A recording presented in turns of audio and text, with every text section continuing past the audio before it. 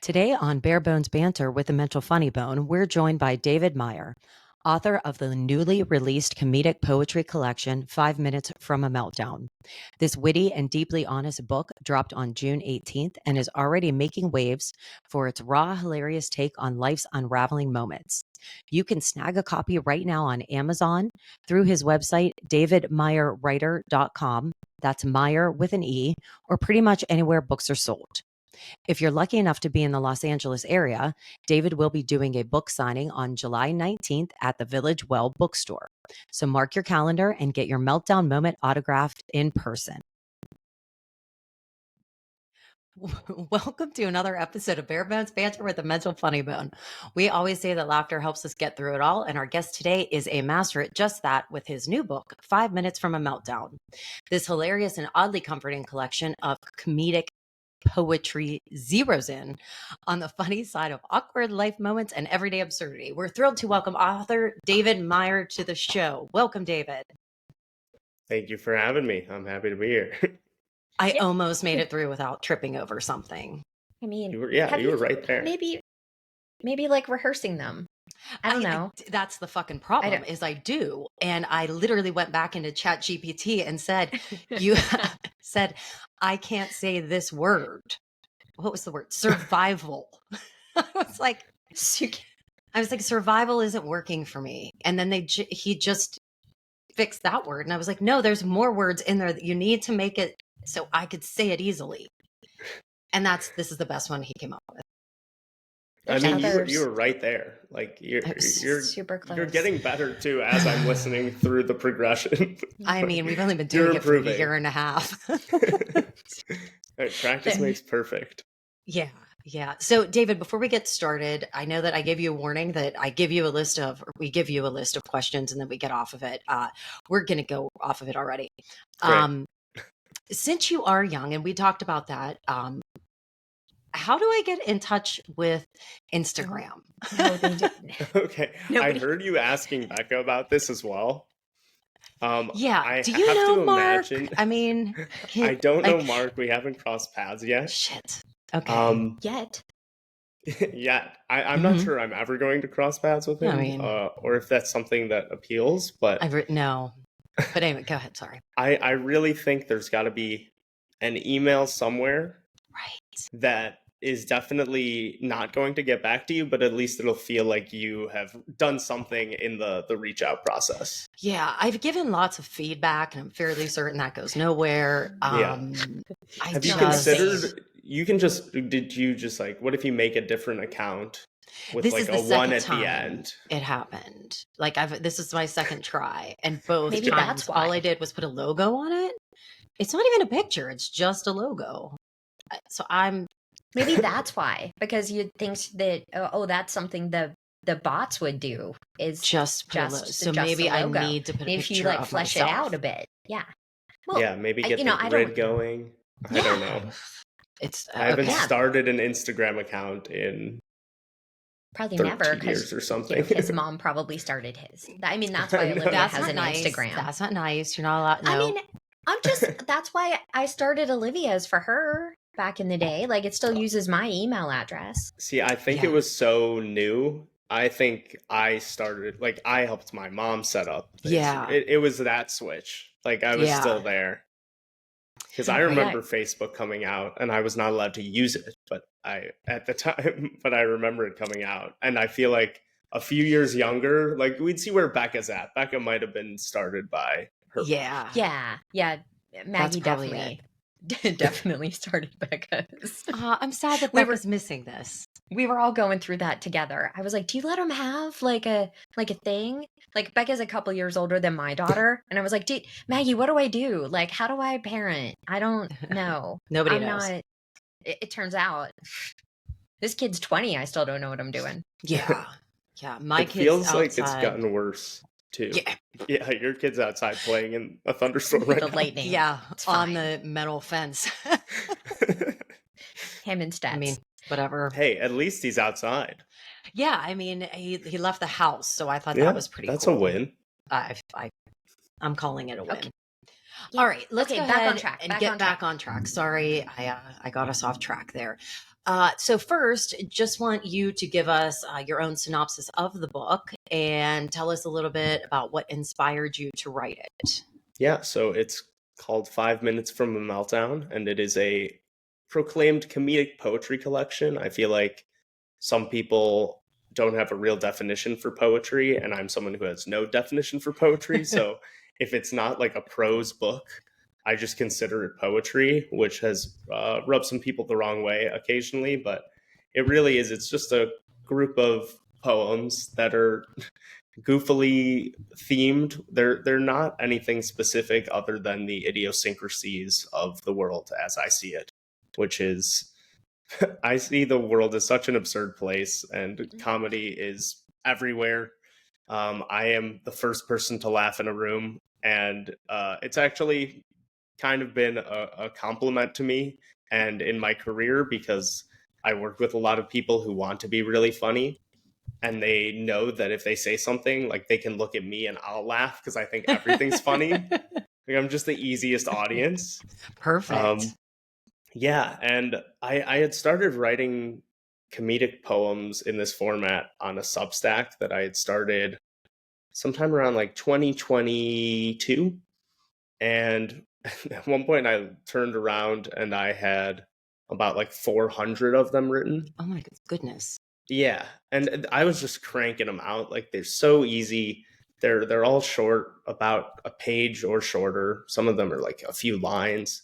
And I said, okay, I'll throw these in a Word document and see what happens. And I emailed like 10 publishers, and the eighth one got back to me and was like, this is interesting. We'd love to work with you on this. And I said, that sounds awesome. Let's do that. And then I didn't hear from them for like 6 or 7 months. And I was like, okay, Yeah. that's gone. But then I got an email from the CEO, and this is Yorkshire Publishers, who I work with, and we're great. And the CEO, Kent, was like, hey, sorry, that person completely changed careers. Oh, wow. And we're just now like getting through all of her inbox that's been going, like, let's send a contract to you. So it came back, and it took a year or so to like get the formatting and get Mark Hill on board, who's the illustrator. And here we are. I have a book. That's awesome. And it's really good. Yeah. Oh, thank you. It was even better the second time I read it, when I was taking my time and I could understand what I was like, I don't get that. And then I read it again. I was like, oh, I get it now. I get it now. So there's no greater compliment to me than when I tell a joke to my friends and then they don't respond. And then a few minutes later, they're like, oh. And it's still not a great joke, but it's the time that like matures it like a fine wine. Yeah, I feel like when I went through it the second time and I was like, oh shit, that's what that means. I feel like that made it even better. And then I felt like much smarter, because the first time I was like, oh, well, I don't get that one. Like, I'm a dumbass. And then I read it. I was like, look at me, I'm brilliant. I love putting myself as the dumbass. That's a huge thing with me in my personal relationships with comedy, where like I would love if I can set someone else up for a joke. And that's I'm the butt of it. Like, that's hilarious. Oh, yeah. Self-deprecating humor is the best. Yeah, we're really good at it. We're definitely good at it. Mm-hmm. It's a lifestyle. Yeah. Yeah, for sure. Okay, let's look at our little list. What do we got? You say that like I might have read it. I know. I was waiting for you to ask a question, but no, you don't. I have 1,000 questions. So here's, well, I mean, while you're looking, I'll just. I picked one, but go ahead. Go ahead. You can go. I mean, go ahead. I just wanted to know. No, you go. No, you go. Fuck off. How about that? Oh, this is one that I liked as I look up over my computer. Like, do you need bifocals? No, I like just the right amount of unhinged. So, like, how do you define just the right amount of unhinged? Like, when do you go too far? Is it too far? Like, what do you think? I think for a friend. It's definitely a fine line that I try to toe every day. And it's two different things. I think in terms of unhinged in like comedy and laughing and jokes, the line is really, really hard to hit, in my opinion. Like, I think funny is just pretty funny. Yeah. And as long as you're like doing it in good faith, like making a nice effort, Like, you can get away with a lot of stuff. And I think being unhinged in real life, the right amount that's the thing I'm searching for, because I definitely, as I'm sure you two can relate, I'm big on spiraling, big on thinking about like the world being a nightmare in a lot of ways, but also at the same time, then I'll have days where I'm like, how is the world this amazing and we're not talking about it all the time? And I think there's a nice line in there that I should be finding more often than I do, because I tend to skew one way or the other pretty hard. But I think there's a nice way to be the right amount of unhinged, which is like a little reckless optimism, but also like a realistic boundary of what you would actually expect. It's the classic, like, what is it? Prepare for the worst, hope for the best. Like, that probably is the fine line of unhinged that I definitely don't hit 99% of days. I like that. And so the other thing, I mean, I guess kind of talking about unhinged, and I think this is one on my list. So you did mention your own mental health struggles.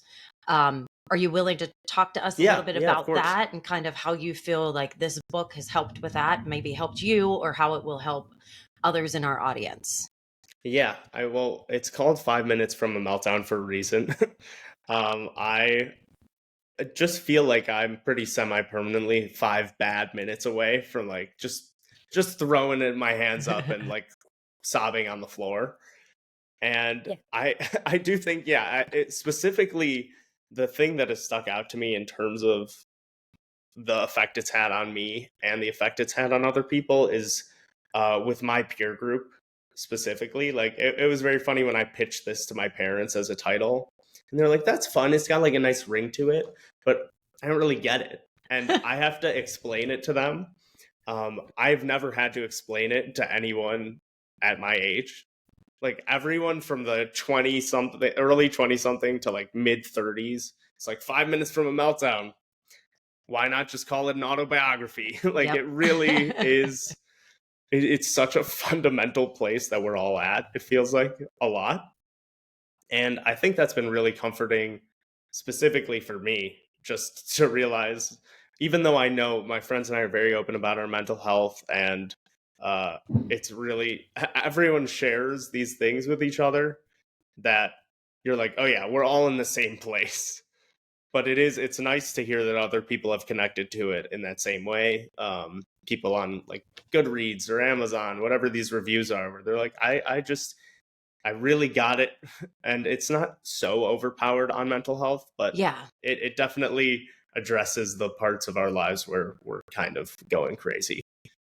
Yeah, 5 minutes from a meltdown. I feel like that I know that we've both.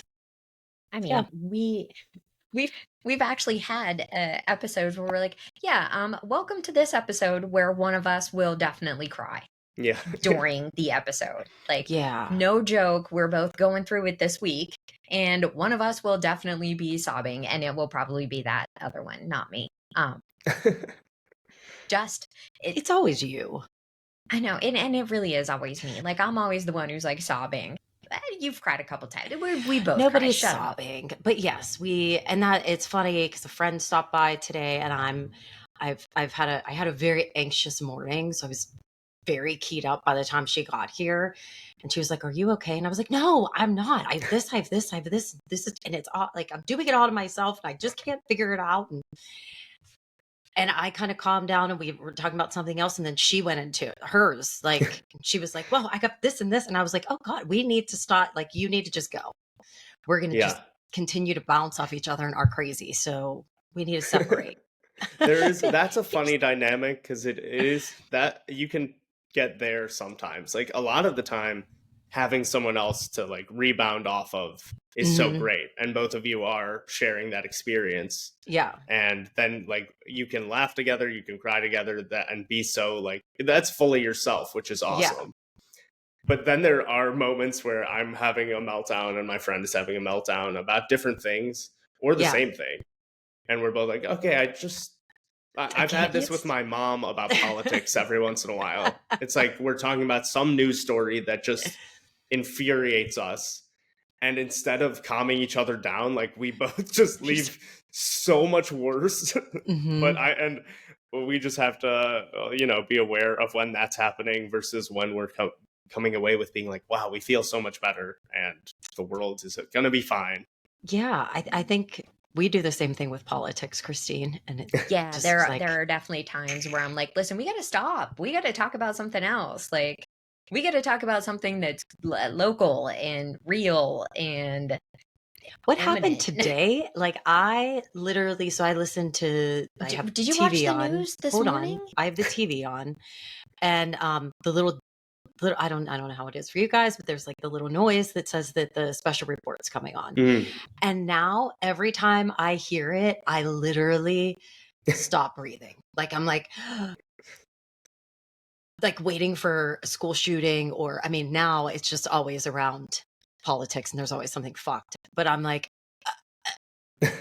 this morning, I'm like, I can't. And there were two of them that came up and I was like, stop, just wait until noon when the news comes on. Just wait and talk about it then. Yeah, they've like Pavloved you. Yeah, it's terrible. You're absolutely conditioned by the news to just experience existential dread. Yeah, it doesn't matter. It doesn't matter. I'm having a complete meltdown when I hear the special report music. Oh. And I walked out and Owen came out of his room at the same time. He was like, will you just turn it off? Just turn it off. And I was like, I'm going to, but let me just listen to this asshole talk for a second. Like, and he was like, no, Mom, just turn it off. Just turn it off. He's so smart.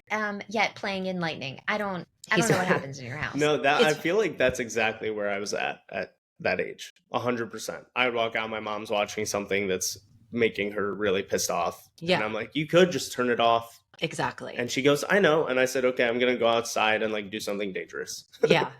And like, okay, it's good. I did. He came back out into the living room and said, I was like looking through the channels or whatever on the guide. And he was like, oh, kids baking championship. Put that on, Mom. That'll be way more fun. No, it's just sad. It's just sad. They start critiquing the children. It's no love good. It. It's fantastic. I feel like they're nicer about it. I feel like they're nicer about it on the kids' ones. Like MasterChef Junior, I was like, I didn't know Gordon Ramsay actually had an octave lower. Like, I thought it was just always yelling. I love Gordon Ramsay. So I mean, outside of when he's calling people cows and shit like that, he's a really good guy. But yeah. Ugh. Okay, right. More questions. Sorry, we got off track and I keep using the wrong we're not here to be your therapy. We're here to talk about this book. Do you know what this book reminded me of? Just to fill time while Sarah's looking at a question. Mm-hmm. I don't know if David, you read Where the Sidewalk Ends. Do you know this book? I'm very well, yeah. So we had talked about SEO and finding your niche before this, but legitimately, when I would say like it's a comedic poetry collection, people were like, okay, first off, that doesn't exist. That's not a thing. And the answer is honestly, they're kind of right. Like there are like 7 books out there that people would acknowledge are comedic poetry, and yeah. Where I grew up on Shel Silverstein, absolutely, and Dr. Seuss are the classics. But like, I actually saw one of the highlights of my book career is seeing someone on Goodreads rated my thing like 5 stars, and I was like, you know what, I'm gonna do it. I'm gonna see what else they rated 5 stars, and I was included. I was like The Giving Tree, 5 stars, which is one of the great compliments I've ever received. And that's then awesome. It was like 1,000 Splendid Suns or something. I was like, okay, my mom loved that book. Don't think it's very similar to mine, but I appreciate it. And then they rated 5 stars. They were like the Bible. Honestly, I was like, regardless, I really appreciate the heresy. I don't think that my book will come up in conversation with the Bible that often, but apparently they are both 5-star books, according to this Goodreads user. I find that amazing that you can review the Bible. Like, I want to go online and review. Don't do it. I want to read. Don't do it. I just want to read the reviews. Like, what are people saying about it? What? I want to read them too. Like, the plot's hard to follow. Yeah, like why are all those names in the first pages? Why are there so many names in that first part that nobody can fucking pronounce? I'm not into fantasy, then you get into some real trouble. Right. Oh God.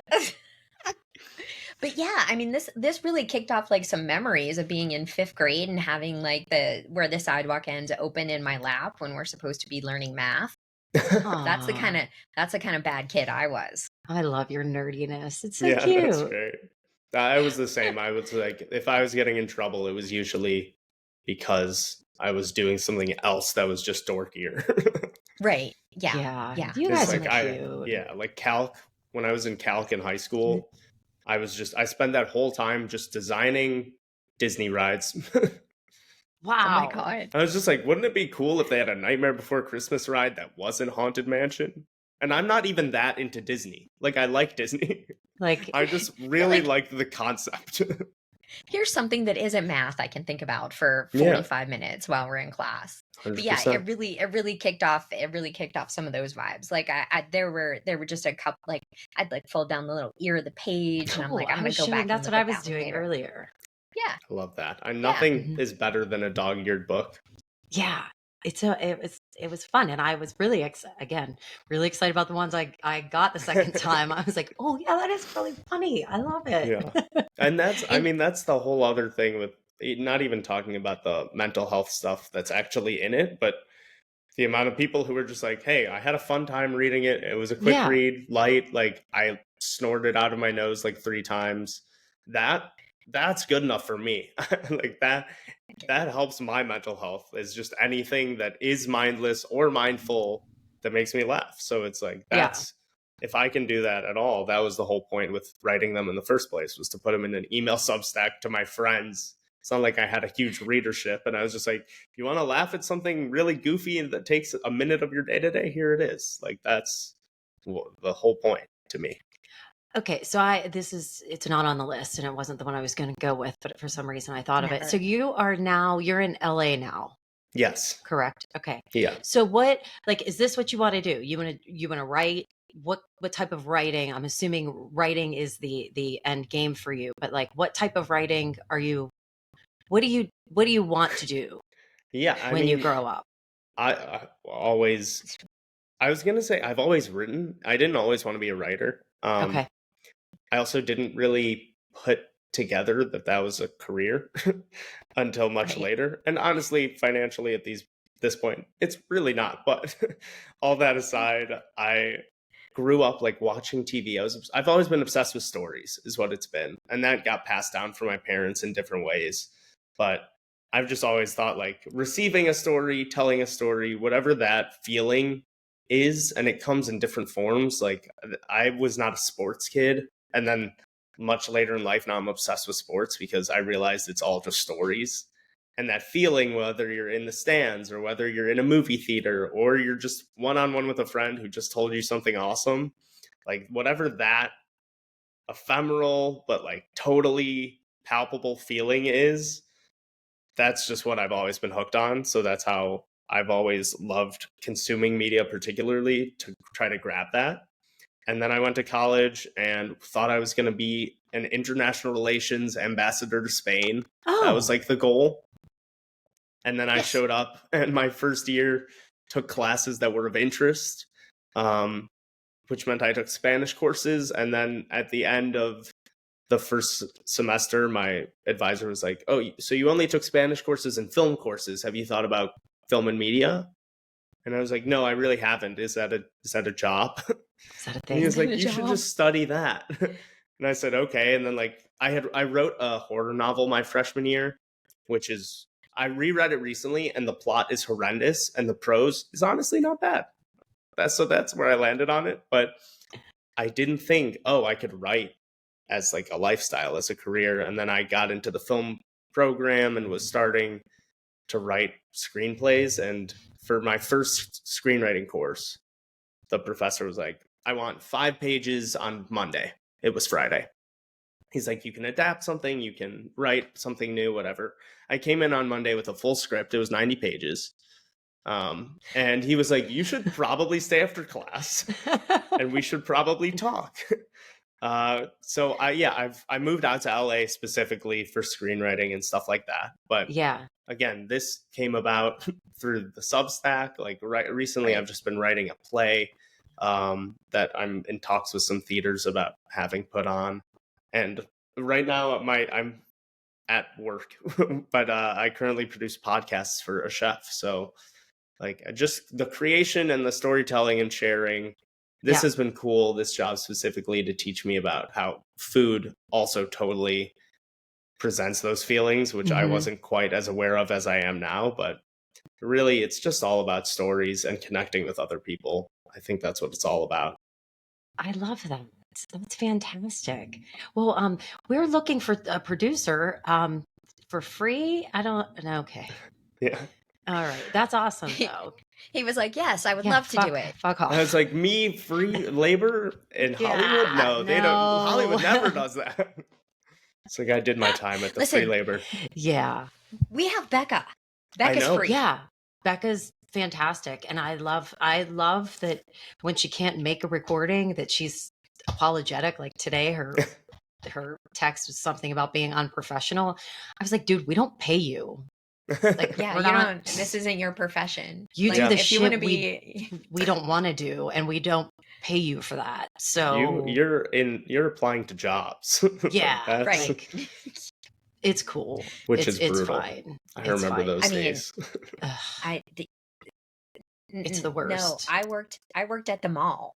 At a Cinnabon after I graduated, and a pizza place. Yeah. And I laid on the couch. Those are my very, favorite very days. Depressed before people were allowed to be depressed. I graduated into COVID. Like I graduated in 2020. So shit. Like I'm March of 2020. I just went home to Chicagoland from college, and I just hung out with my parents, and then graduated in my childhood bedroom as I pictured it. And then walked out of my room and was like, guys, I graduated college.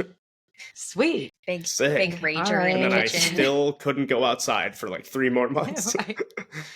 That sucks. That is a nightmare. It was On the plus side, you didn't do anything different than I did. I mean, I literally laid around for 12 weeks. The OJ trial was on, so that's what I was watching.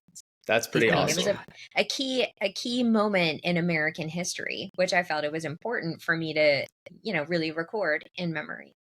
Yeah. You were just doing your due diligence as someone participating in the zeitgeist. Was this back in the day when there was court TV? You had to watch it on court TV. Yeah, 24-hour coverage. Marsha Clark, the dude with the glove. If it doesn't fit, you must acquit. Like, and then the Kardashian dad. Yeah. The Kardashian dad. And then I completely missed all of the other important things about that trial in the context of Los Angeles in the 1990s, because I lived in Bethany, West Virginia. Like, what do I know about race riots? Nothing. Zero. Zero. Speaking of dog-eared books from earlier, the OJ trial it's become ingrained in my friend group for the sole fact that I went to Goodwill last year and I found a book called What If, or it's something like that, where it's all the hypothetical questions for you to hang out with your friends and answer. And I found it, and it's 90% filled out. And it's amazing, and it is just an absolute treasure trove and a time capsule, because half of the answers are if you could meet the Pope, what would you ask him? And is one of the questions. And the answer is did OJ do it? The woman who has filled this out, and we know it's a woman because she put in some of her other information. We're trying to find her as a friend group. We want to find her to return this to her. Half of the questions are did OJ do it? But also at one point, I think we find out some more details, and she changes her mind to be he did do this. Because that there goes down a dark path where suddenly it's OJ definitely did it. But also the other half of answers are just, all of them are if you could have one night with someone, who would it be? They get into a little raunchier stuff, and it's always Harrison Ford. Oh my God, is it me? Did And we're obsessed with this book in my friend group. It's my coffee table book. I just have it out. And it's you flip through and you find a crazy question. I mean, It's amazing. I mean, talk about finding art in very different places. Like you're talking about the chef and understanding like the feeling of something touching you like that. Like a filled out scenario book at the Goodwill is the place where you're going to find what made art. you pick it up? Like what was you just saw it, were like, that looks I mean, I had dirty. one of those books when I was younger, so I always think those are goofy. I honestly have no idea because it's not like Goodwill has, or at least not the one near me, does not have any dearth of books. Like there's so many, but I don't know. I just love looking for a good book, and I love a good coffee table book. I have what is it, like Talking Dirty with the Queen of Clean or something, which I also got from Goodwill. Like whatever, Sissy, I want my coffee table queen. to be like unbelievably bizarre. Like I want it This to is become a piece of amazing. art itself. So I think that's part of it. I was like, oh, what if book? That's always fun. Like someone can pick it up when we're hanging out and we're bored and just ask a question of the group. And to behold that it was filled out, and not just filled out, but probably at some point in the 1990s, like that, it was just brought so much joy. That's oh my God. amazing. By like a group of friends who were just hanging out. This lady was like, the answer to everything is Harrison Ford. And Yeah. have you seen the OJ trial? Or OJ. Yeah. I love It's it. so funny. I love it. I'm so jealous of you right now. Sissy, Like, not wasn't even the because Queen you're a of famous Queen, topic. Queen, wasn't that something in Arizona when we were out there? Wasn't someone obsessed with her, or am I making that up? Or is that a different? Okay, so moving on.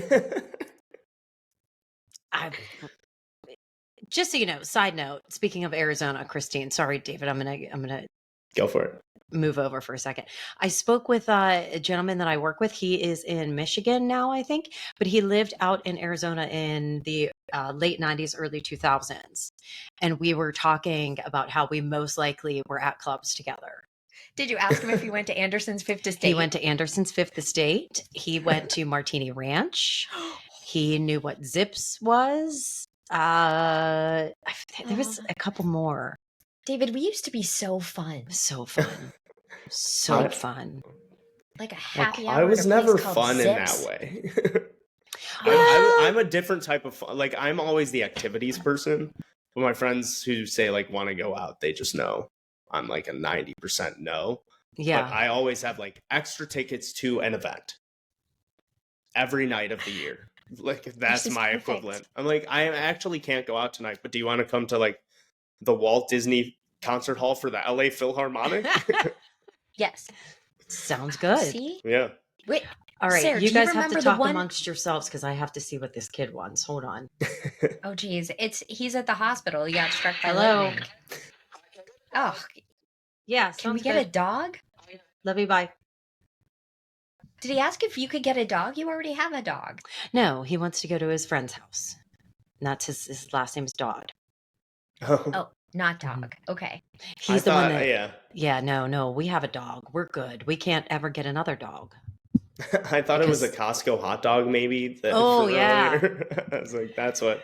Can I get oh my God. Look at David keeping things in his brain. I can't do it. Like I would never remember that we even talked about a Costco dog.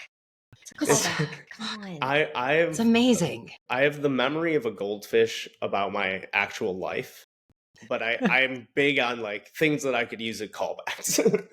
Jokes, like I can always keep that. Little details about my friends I've got, like the random things. I can win a round of Jeopardy, but if you ask me what I did like 2 days ago, I have to go to my calendar, which I know you probably can relate to some of that.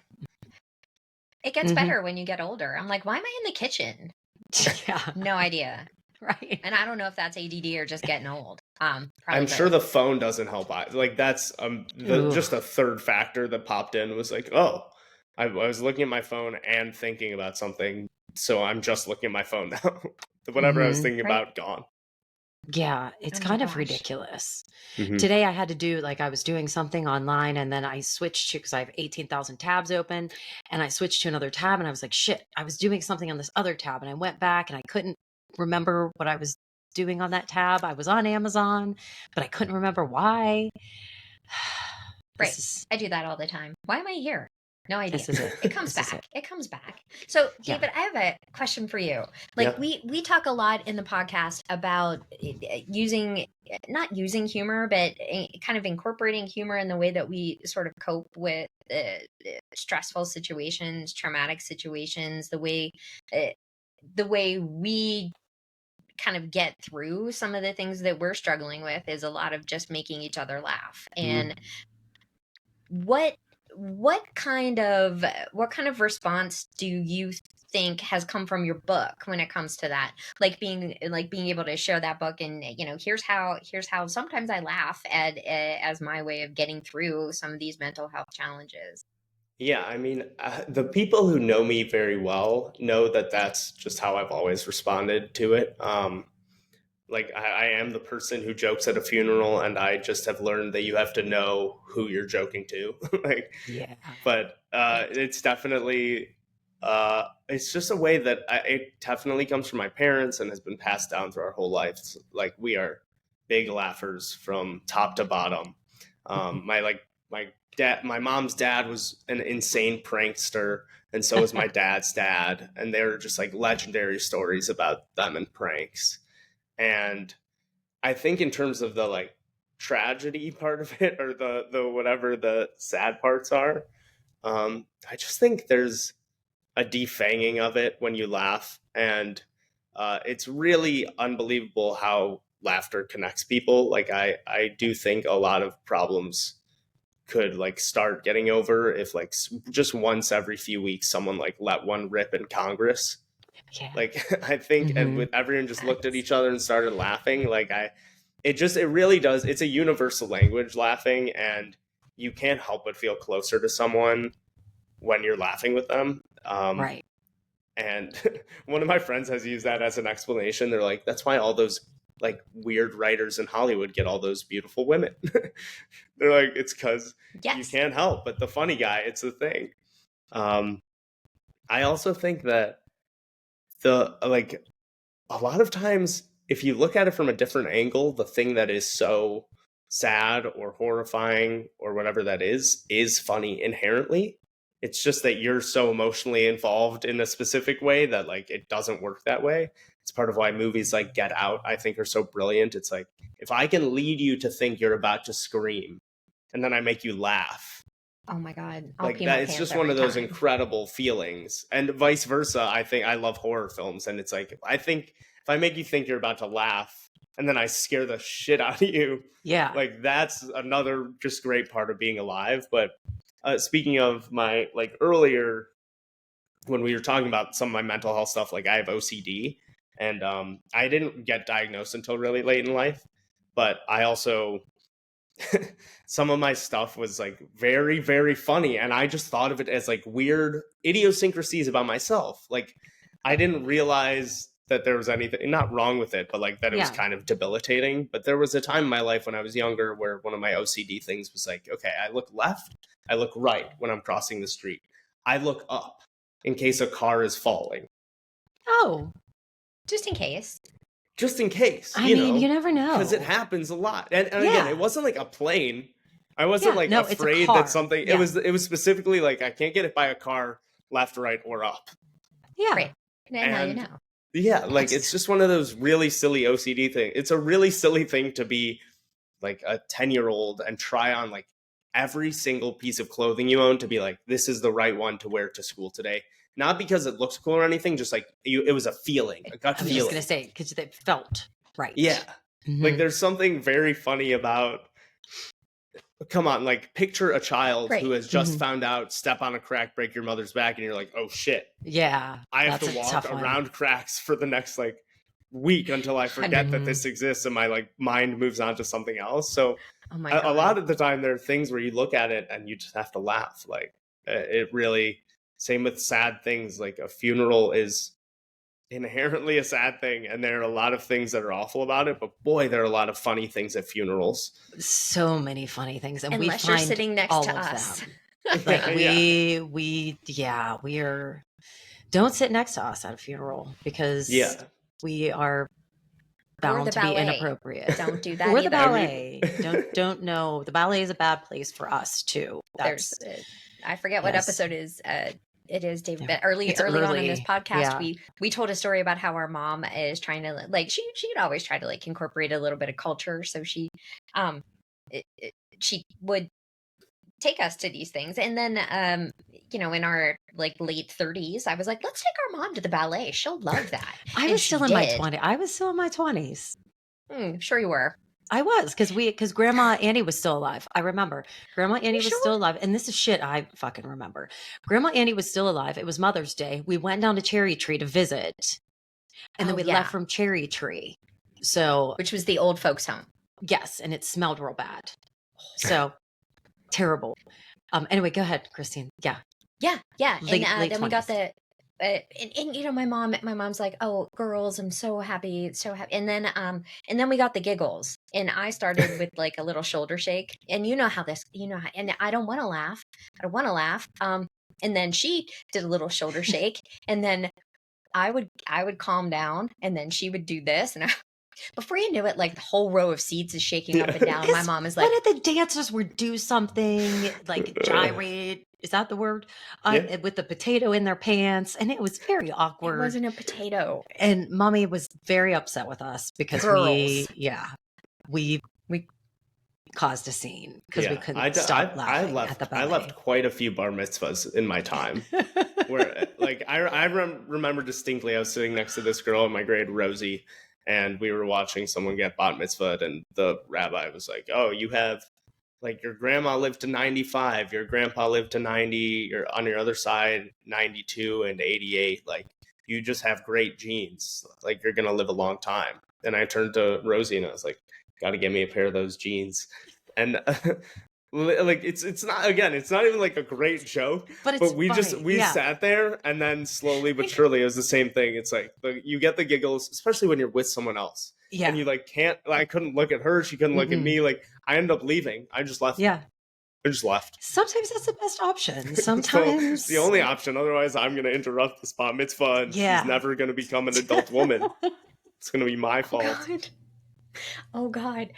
But I love the fact that you can take the air out of a negative situation by making people laugh. Like, this happens to me all the time at work. Like, things are tense, and you know, we're under a lot of pressure to get stuff done, and you know, people are like, this is the worst thing that ever happened. I'm like, oh, you know, it's really not, because I can make like a little joke, and then we'll all laugh, and I'm like, okay, now let's regroup, let's figure out how we're going to solve the problem. And you know, all of a sudden, something that was just the most hideous thing that ever happened, now we're closer for having giggled at, you know, maybe a little funny joke I made. For sure. Because I'm hilarious. I do like the statement, David, that you made. It's the universal language. Like, it's something that we can all grab onto. And I firmly believe if I say something funny and person doesn't laugh at me, like, we're not meant to be around each other. Like, it's kind of how I judge other people. I'm like, you didn't think that was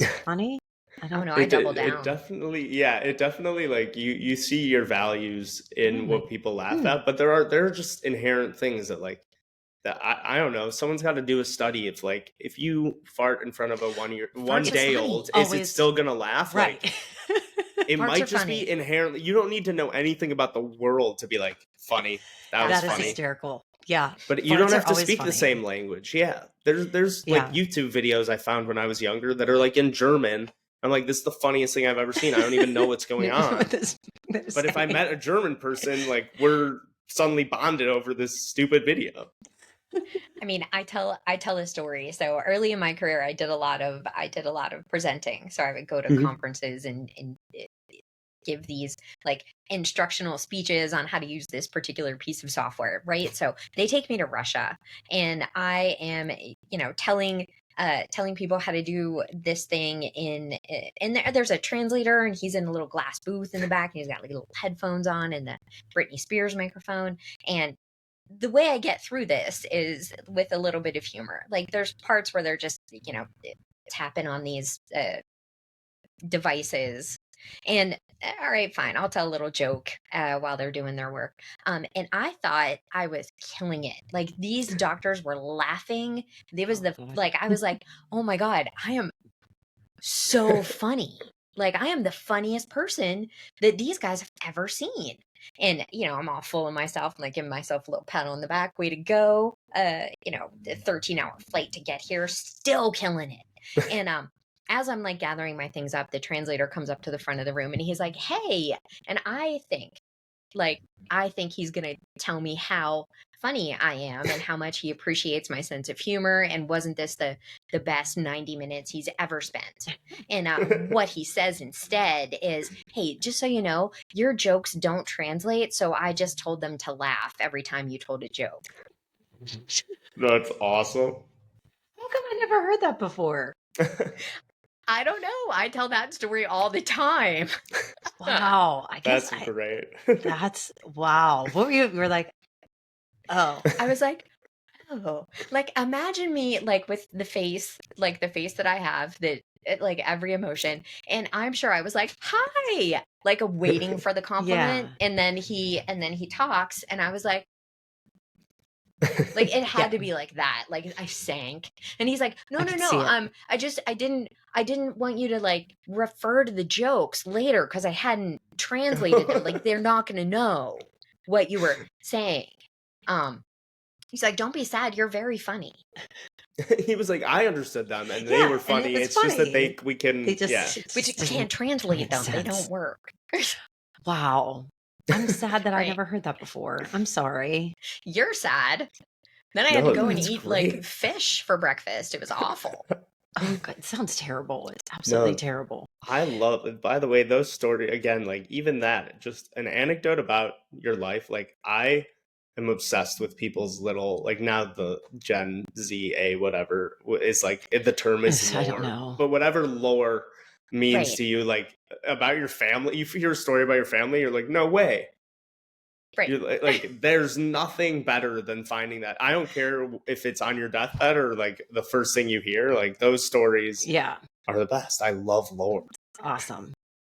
I love that. Same. Like we built an entire podcast on it, essentially. Like we'll throw some mental health stuff in there, but mostly it's just so we can tell funny stories that we tell each other all the time. But you have spent a lot of time together in your lives. You've talked a lot of time. Like you just found this new story. Like how awesome is that? Right. That's like a new shared moment. And that's crazy. I don't think we have many of those. So yeah, I feel like, David, thanks for sharing this moment with us. No, it's a good one, Christine. But yeah, that's the reason that we started. One of the reasons we started the podcast, because we would hang out together and we feed off of each other, and we like to think we're kind of funny. And people would always be like, "You guys need to do a podcast." We're like, and then we'd hear like, "Oh, you need to write a book. Like you got to write these stories down." Like, yeah, I'm super fucking lazy. Like it's not going to happen. And then talking about it, I'm like, oh, well, we could do a podcast and tell these stories, and then it will all be recorded.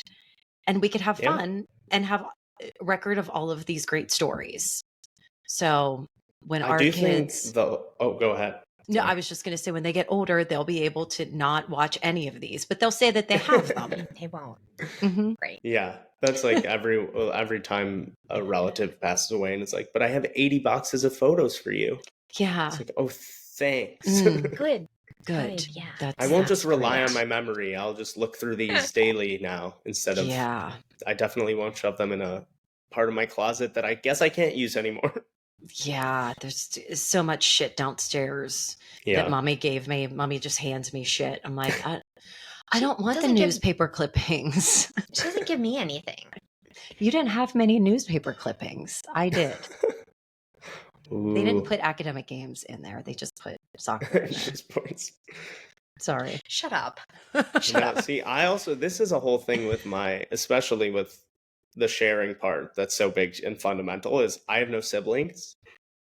Yeah. I'm very close with my parents, but like I have to find other ways to relate to other people. Like I don't have someone else who I can be like, the old mom and dad, like they were acting up again.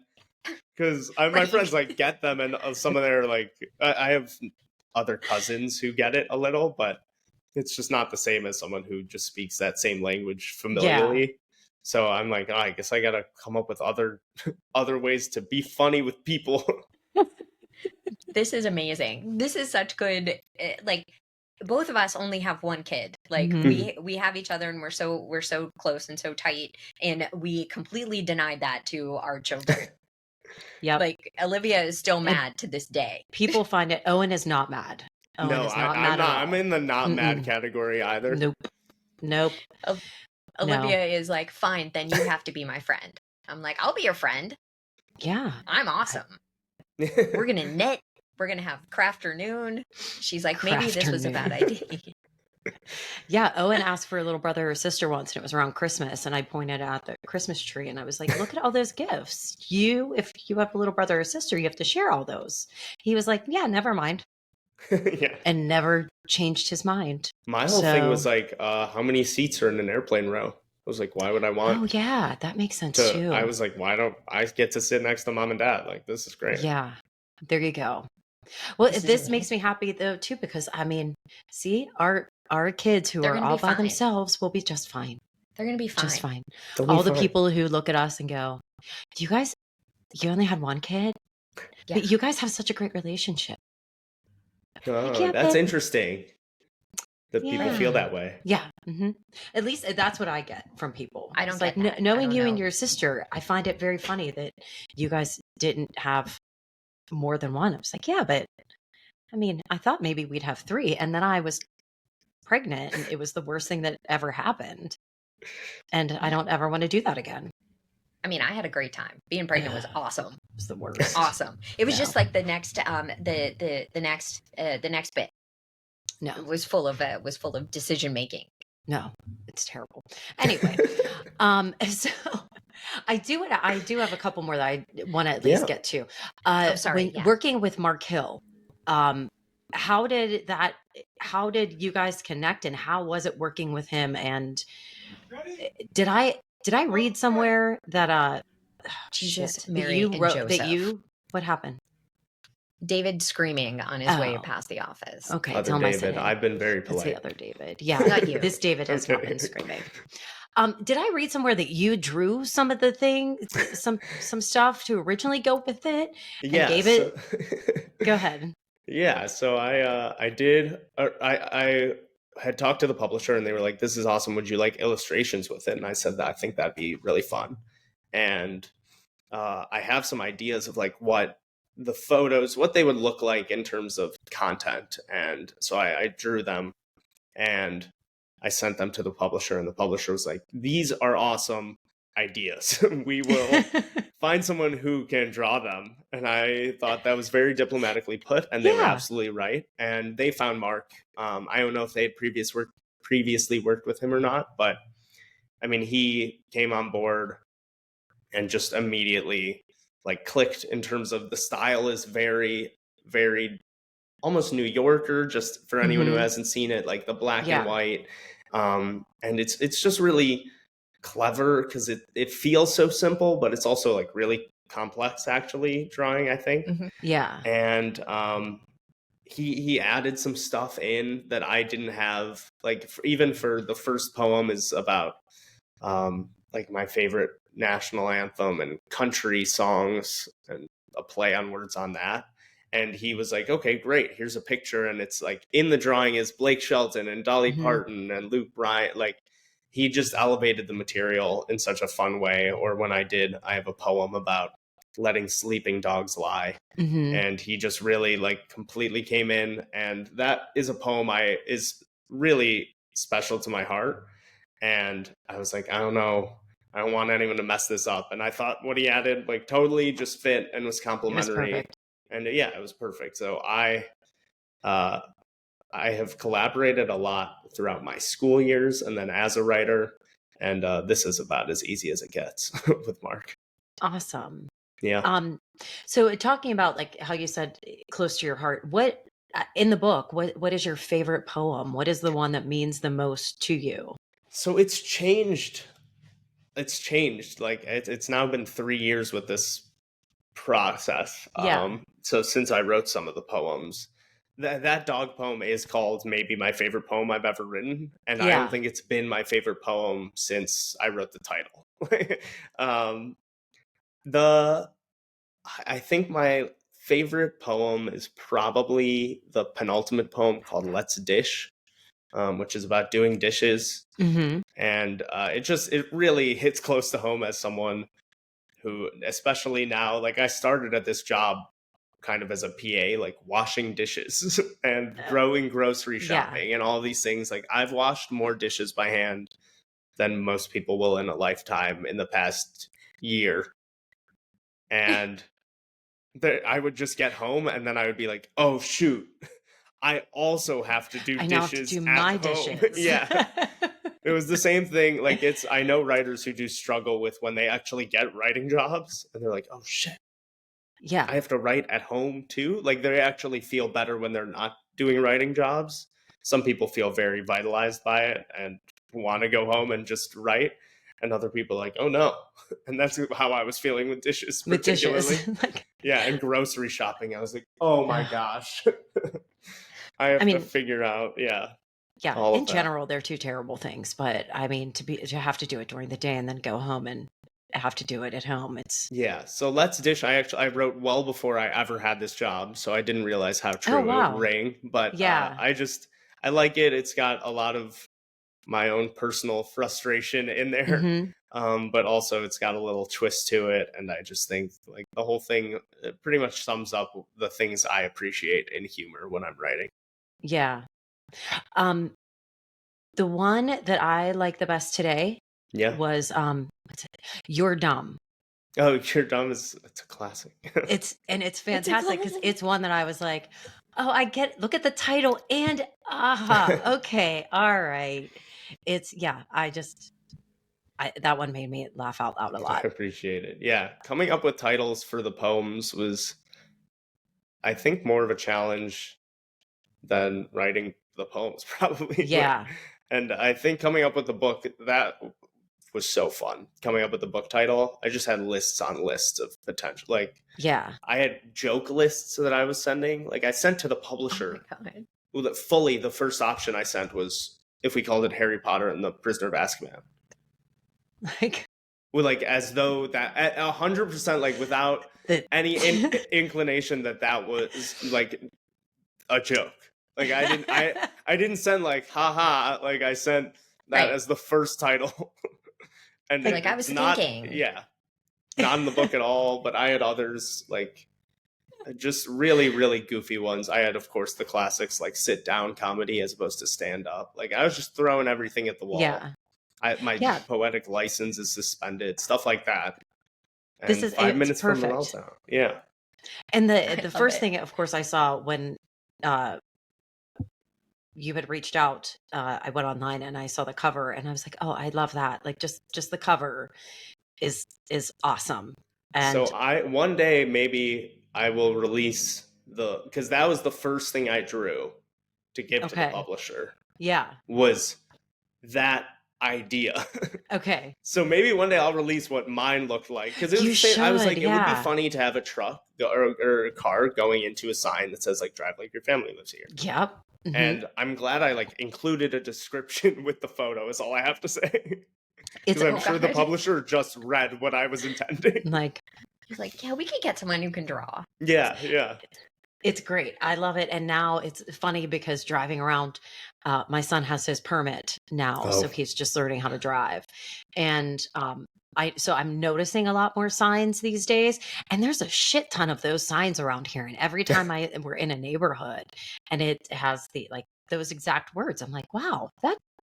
And it kind of makes me want to run it over. But yeah. Anyway, you shouldn't do that. I won't. No. Well, Owen's the one who's driving, so he'll probably run something. Yeah, he'll do that for you. Yeah. Yeah. The other question I had, this could be the last one. We can wrap it up. Is you talked a lot, or you talked a bit about reviews and stuff. Is there a review that you got that was like, what? Like, just it really caught you off guard? There were two. One was on Goodreads. Like basically immediately, I got one that said it was from a user. I think they were Pippi Lota, which I was like, cool name.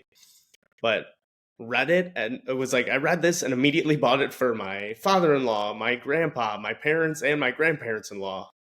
And it reminded me of these old like they're called Ole and Lena joke books. And so I had to look this up because I was like, I don't know what this is. So it's like Ole and Lena or Ole and Sven. And what they are is they're like Norwegian, like Scandinavian Midwest jokes.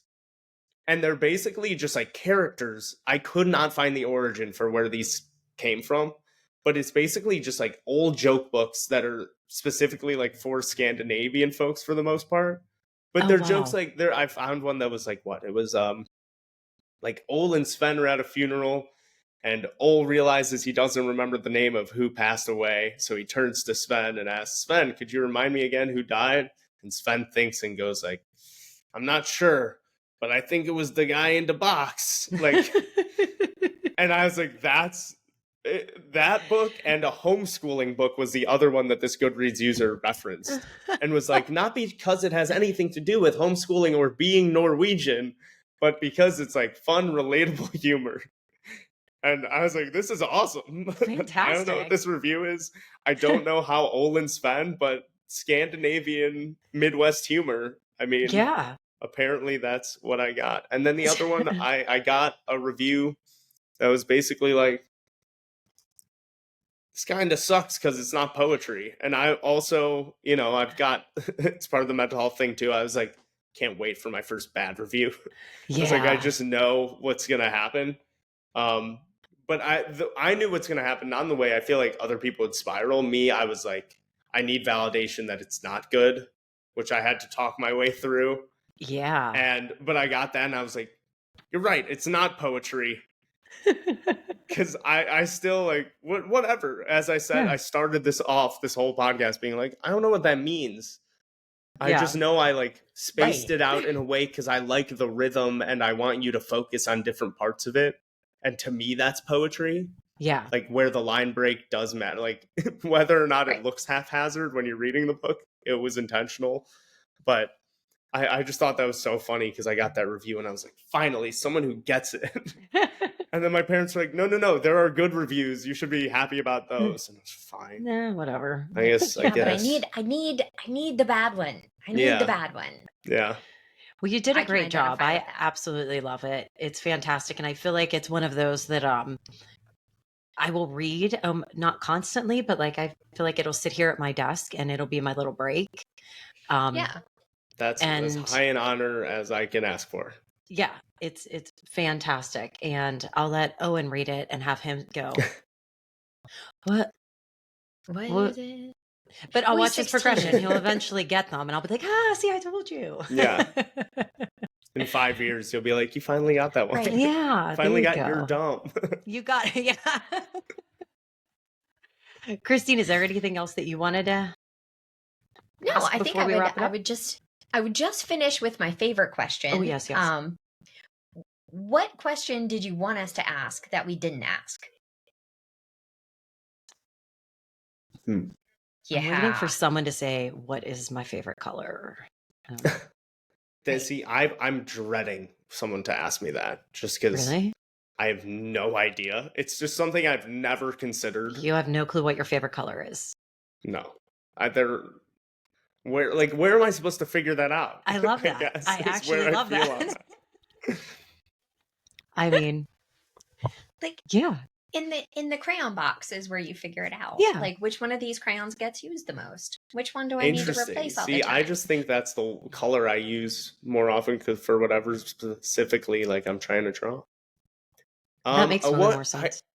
I don't think necessarily this is a question that I want you to ask, but I feel like I'd be remiss going on a mental health podcast and not talking about it, but fully go to therapy. Amen. I wanted to, I know you did ask about like some of my mental health stuff, so I could have slotted it in there, but just like, boy, did my life get figured out when therapy and meds too, which aren't for everyone, but therapy definitely is. Meds is for some people though. Right. And boy, did my life, I mean, I was in therapy at a very young age because my parents knew what was coming. They could tell. First off, therapy as a kid, so fun. I had hot chocolate, best hot chocolate in town. That's awesome. I got to play with toys. And then eventually the lady who was playing games with me would be like, so what are you anxious about? I was like, these are just play dates that my parents are paying a lot of money for. It's cool. And but I mean, see, I've been in and out of therapy, and then now just in for a long time, and everyone should have someone to talk to. I haven't gotten everyone in my life into therapy, but if you can find a friend who is really reliable and is lovely and open to you complaining or whatever you do during therapy, like that's great. But a professional can't be beat. Yep. 100%. And then meds, yeah. Like I was someone who was definitely afraid of meds. I thought, especially as a creative, I'd like to put that out there. Like a lot of people think, will this dampen my creativity? Will it like is part of my value the ups and the downs? And do I just have to take the downs for the ups? And I got onto meds and I was like, oh, so I could be all of the things I was and not spending half of my day trying not to throw myself into traffic. Like I didn't know that was an option. Cool. Therapy has helped me immensely with my anxiety, but the meds have helped me with the depression. Right. So I think it's like, it's just finding whatever balance works for you. But seriously, like your mental health, as this whole podcast is about, like it's something you can laugh at, but it's also something you should take seriously. So like, why not do a little of both? Yep. 100%. And that's what I always say. I think at birth, we should be given a therapist. Like, just here you go. This is who you're going to talk to in a few years. Okay, sounds good. Right.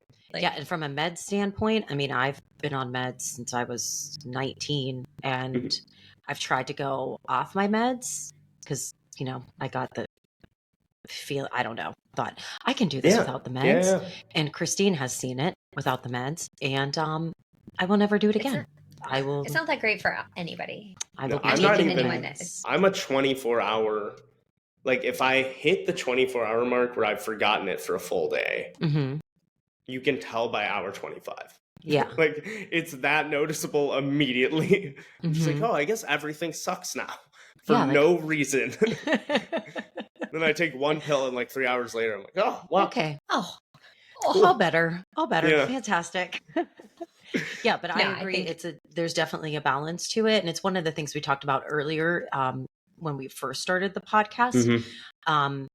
It's talking about what a challenge that can be. It's just finding that balance. And if you do take the meds, what combination of meds is the proper one? Sure. And, I'll go back to our favorite thing. Like when you break your arm, it's super easy. You just cast that bitch up and you're ready to go.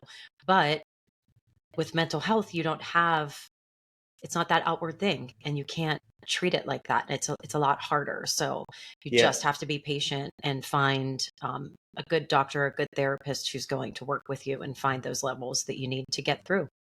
And it does. It just changes throughout your life too. Yeah. It is. Yeah. That's the biggest thing for me. I was like, oh, what was working when I was in middle school? Like my therapy sessions can't have hot chocolate anymore. No, but which seems silly. No, they should can all have hot chocolate. It just like you gotta be aware when something's working, and something will work for 8 years, and then suddenly you're like, oh, these meds don't work. I gotta find new ones. Oh, this therapist and I have like hit where we reach our end, and that's totally normal. Yeah, like you don't always go to the pediatrician forever. Right. Or else it's really awkward. It gets weird. Right. It gets weird it's after really a while. weird. Yeah, that's where like Olivia is making that transition now. Like her pediatrician has been really great about all of her stuff. And now she's like, I think I really need to find like an actual psychiatrist. I was like, that sounds like a great idea. Let's do that. So it's hard. Like it's hard for her. She's like, but I love my pediatrician. I'm like, we all love him. She'll be all right. She'll find someone that she likes better. Yeah. We got to let him go, or you're going to be Ross Geller from Friends. Kind of weird. It's weird. It's going to get weird. Well, I appreciate you ending on that, David, because I think sometimes we do forget to say those little, with the mental health podcast and all, we forget to throw those things in there, especially when we're doing interviews. We kind of get away from it sometimes. So I appreciate you saying that. But we'll go ahead and wrap it up. Christine, do you want to give us a stop on the recording? We'll say love you, bye. Sure. I'll hit the button. Okay. Love you, bye. Love you, bye. Love you, bye.